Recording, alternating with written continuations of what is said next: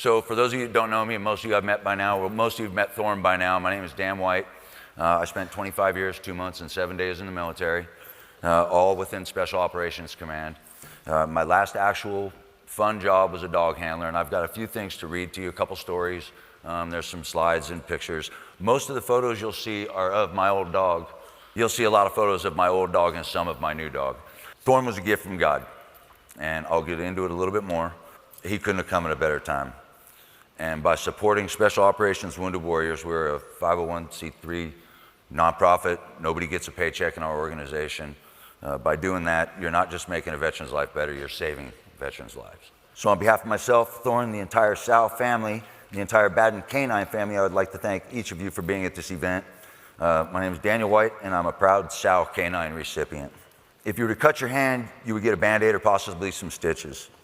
If you broke your leg, you would get a cast, and if you tear all the cartilage in your hip, you would more than likely get surgery to repair it.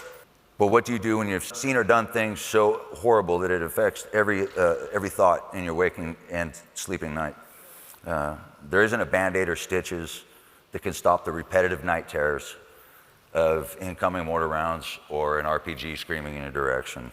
There's not a cast that can stop the panic attack of living in horror of an improvised explosive device when you hear an unexpected explosion or loud noise.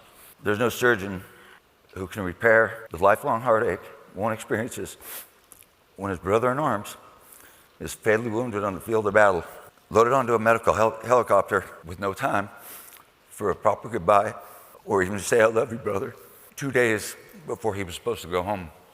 There's no pills that will magically help a disfigured warrior or a double amputee overcome the obstacles of his or her new life and the physical and mental challenges it will bring.